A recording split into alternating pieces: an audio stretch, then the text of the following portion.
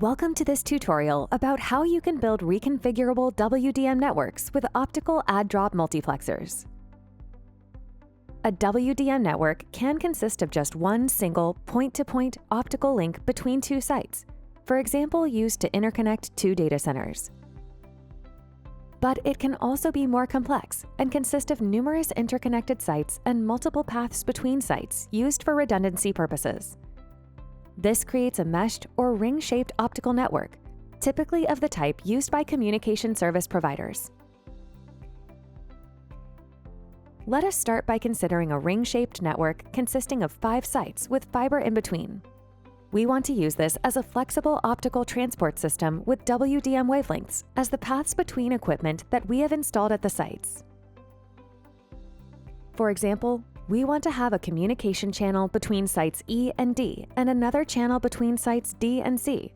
This job, directing the WDM paths between the different destinations in a network, is performed by devices called optical add-drop multiplexers, OADMs, and by reconfigurable optical add-drop multiplexers, ROADMs. Dropping and adding individual WDM wavelengths can be done by optical filters that let some wavelengths pass and divert others. The main advantages of the filter approach is that it is simple and passive, no external power is required, and that it is scalable. Only when more channels are to be dropped, more filters must be installed.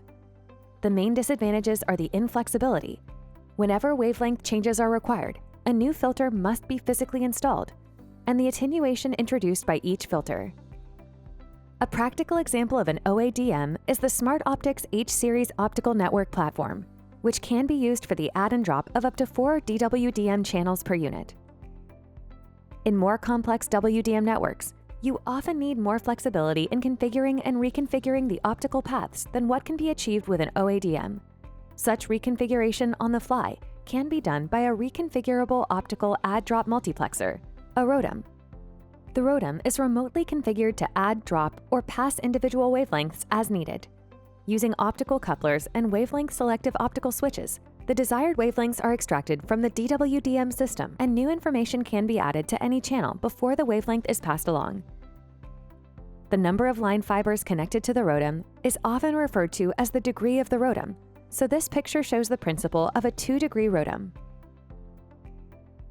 ROADMs are used to enable flexible and hitless network expansion and reconfiguration, where wavelengths can be added and reused without disturbing the traffic on adjacent channels.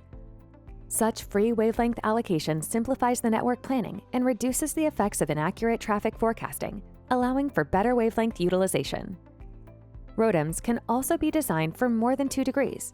Such multi-degree ROADMs are typically used in larger communication service providers' networks to create alternative optical paths in meshed and ring-shaped configurations. The increased flexibility requires efficient wavelength management tools. Typically, the physical network elements such as the ROADMs are supervised by centralized software, referred to as an SDN controller, which in turn can deliver information and take orders from an orchestrator software, managing the entire telecommunications network. Fundamental for this architecture are the open APIs, which enable network elements and management tools from many different vendors to cooperate. To summarize, when the optical network becomes more complex and you want to manage individual wavelength paths between sites, ROADMs combined with an efficient management system is the answer. This ends this tutorial. To learn more about optical communications, just continue with the next tutorial in this series.